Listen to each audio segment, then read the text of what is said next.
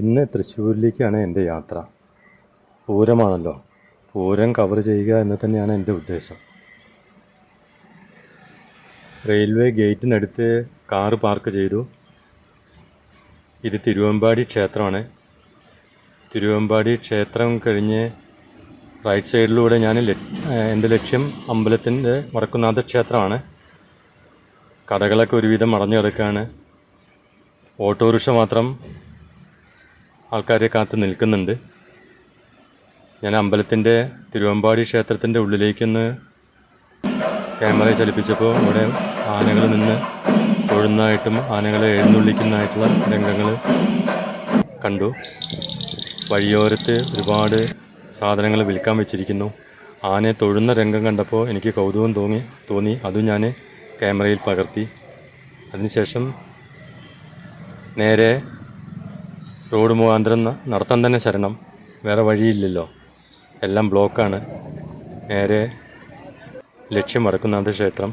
അപ്പോൾ റൈറ്റ് സൈഡിലുള്ള ഒരു വഴിയിൽ ആനയെ കുളിപ്പിക്കുന്നത് കണ്ടു. അതും ഒരു രസകരമായിട്ടുള്ള കാഴ്ചയായിട്ട് എനിക്ക് തോന്നി. അതും ക്യാമറയിൽ പകർത്തി മുന്നോട്ട് നടന്നു.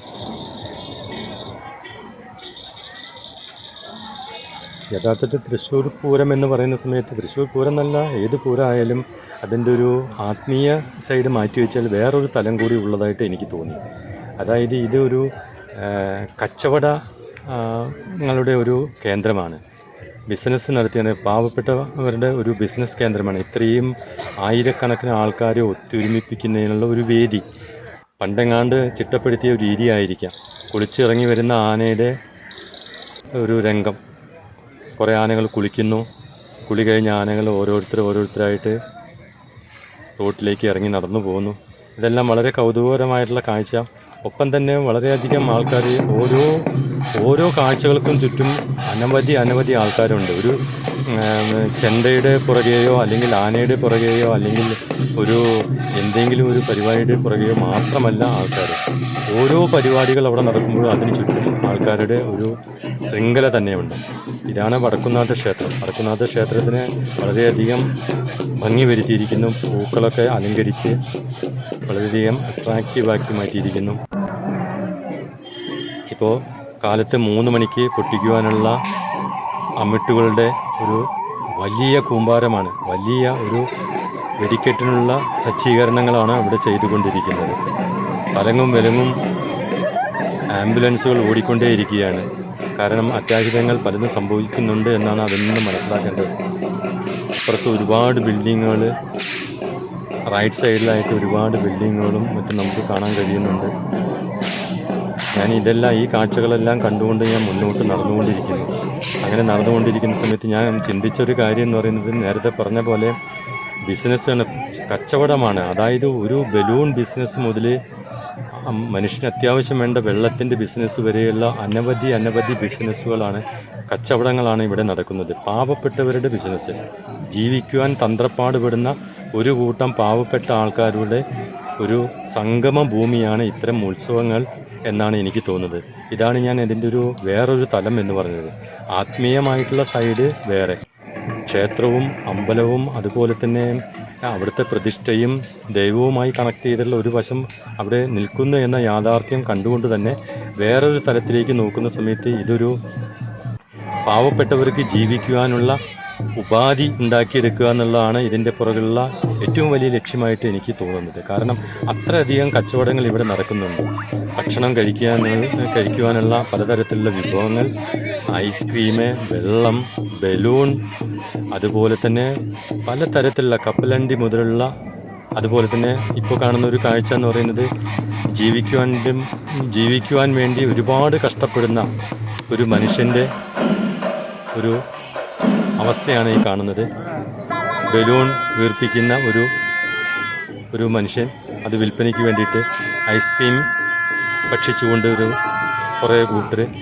ഇങ്ങനെ അനവധി നമുക്ക് നമ്മുടെ മനസ്സിനും കണ്ണിനും കാതിനും കുളിർമയേകുന്ന തരത്തിലുള്ള ഒരുപാട് വ്യത്യസ്ത മനുഷ്യരുടെ രൂപങ്ങൾ ഇവിടെ കാണാം. ഞാൻ ഇത്തരം കാര്യങ്ങളിലേക്കാണ് എൻ്റെ കാഴ്ചയെ ഞാൻ ചലിപ്പിച്ചത്. ആനയും പൂരവും ചെണ്ടകൊട്ടും ഇതെല്ലാം ഒരു ഭാഗത്ത് നടക്കുമ്പോൾ തന്നെ ഇത് അങ്ങകലെ നമുക്ക് കുടമാറ്റം നടക്കുന്നതായി കാണാം.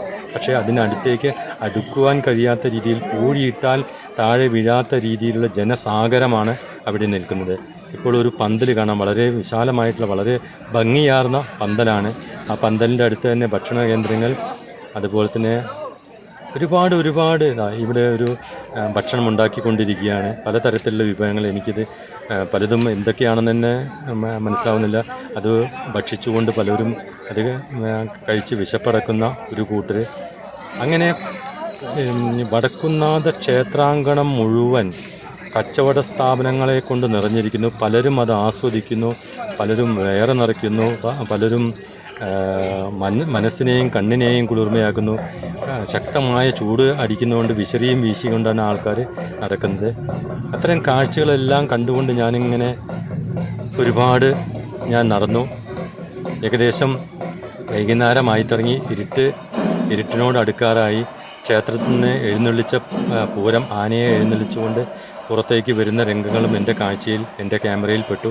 അതെല്ലാം ഞാൻ റെക്കോർഡ് ചെയ്തുകൊണ്ട്, അതെല്ലാം ഞാൻ എൻ്റെ ക്യാമറയിൽ പകർത്തിക്കൊണ്ട് ഞാൻ പതുക്കെ ഇതിൻ്റെ അടുത്ത തലത്തിലേക്ക്, അടുത്ത റൗണ്ടിലേക്ക്, തൃശ്ശൂർ റൗണ്ടിലേക്ക് ഇറങ്ങി നടക്കുകയാണ്. ഞാൻ ഈ വീഡിയോയിൽ പ്രത്യേകം മ്യൂസിക്കൊന്നും പുറത്തുനിന്ന് കൊടുത്തിട്ടില്ല. കാരണം അതിൻ്റെ തനതായ ശൈലിയിൽ, തനതായ ഒരു സുഖം കിട്ടണമെങ്കിൽ അത് തന്നെ വേണമെന്ന് കരുതി അമ്പലത്തിൽ ചുറ്റുമുള്ള ആൾക്കാരുടെ അവിടെ നടക്കുന്ന ഓരോ ആഘോഷ പരിപാടികളിലും തനതായ ശബ്ദം തന്നെ ഇതിൽ റെക്കോർഡ് ചെയ്തിട്ടുണ്ട്. എൻ്റെ ആർക്കെങ്കിലും ബുദ്ധിമുട്ട് ഏതെങ്കിലും തരത്തിലുണ്ടായിട്ടുണ്ടെങ്കിൽ ക്ഷമിക്കണം.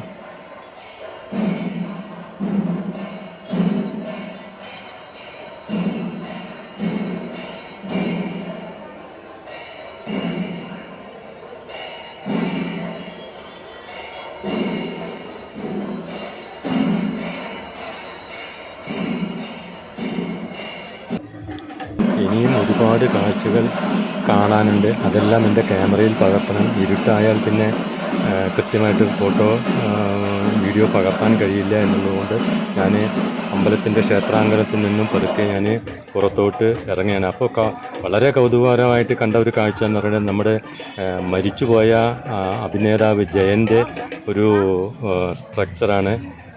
ഒരു പാവപ്പെട്ട മനുഷ്യൻ ചായ വിൽക്കുന്ന ഒരു രംഗമാണ് അത്. ജയൻ്റെ വേഷം കെട്ടിയിട്ടാണ് അതിൻ്റെ ബിസിനസ് വർദ്ധിപ്പിക്കുന്നതിനുള്ള, കച്ചവടം കൂട്ടുന്നതിനുള്ളൊരു തന്ത്രമാണ്. അപ്പുറത്ത് ആംബുലൻസുകൾ ഒരുപാട് എണ്ണം അങ്ങനെ പോയിക്കൊണ്ടിരിക്കുന്നു. ബലൂൺ വിൽപ്പനക്കാർ പലതരത്തിലുള്ള ബലൂൺ, കൗതുകപരമായിട്ടുള്ള പല രസകരമായിട്ടുള്ള ബലൂണുകളുടെ വിൽപ്പന. അതുപോലെ തന്നെ പിന്നീട് കണ്ട കാഴ്ച എന്ന് പറഞ്ഞാൽ വളരെ എന്താ പറയുക, ഒരു കച്ചേരിയാണ്. രാമകൃഷ്ണരുടെ കച്ചേരി. ആ കച്ചേരി പാടിക്കൊണ്ടിരിക്കുന്ന ആ രംഗവും ഞാൻ എൻ്റെ ക്യാമറയിൽ പകർത്തുകയുണ്ടായി. അങ്ങനെ ഇവിടെ നിന്നുള്ള പന്തലിൻ്റെ കാഴ്ചയും വളരെ രസകരമായിരുന്നു. വളരെ ഭംഗിയാർന്ന അത് പകർത്തി. റോഡിൻ്റെ ലെഫ്റ്റ് സൈഡ് നോക്കുമ്പോൾ വെള്ളം, അതുപോലെ തന്നെ ഹലുവ, ഇങ്ങനെയുള്ള പലതരം ബിസിനസ്സുകൾ ഇങ്ങനെ നടത്തിക്കൊണ്ടിരിക്കുകയാണ്. ഇതാ തിരുവമ്പാടി ക്ഷേത്രം തിരിച്ച് ഇറങ്ങി നടക്കുന്ന സമയത്ത് തിരുവമ്പാടി ക്ഷേത്രം ദീപപ്രഭയിലാണ്. ദീപത്തിൽ മുങ്ങിക്കുളിച്ചിരിക്കുന്ന ഗംഭീരമായിട്ടുള്ള ഒരു കാഴ്ച, വളരെ ഭംഗിയാർന്ന ഒരു കാഴ്ചയാണ്. അതും എനിക്ക് ക്യാമറയിൽ പകർത്താൻ ഒരു ഭാഗ്യമുണ്ടായി. കാറ് പാർക്ക് ചെയ്ത ഭാഗത്തെത്തി റെയിൽവേ ഗേറ്റ് കടന്ന് വന്ദേ ഭാരത് പോകുന്ന രംഗം കാണാൻ കഴിഞ്ഞു. അങ്ങനെ ഞാൻ തിരിച്ച് പോരുവാൻ കാറിൽ കയറി.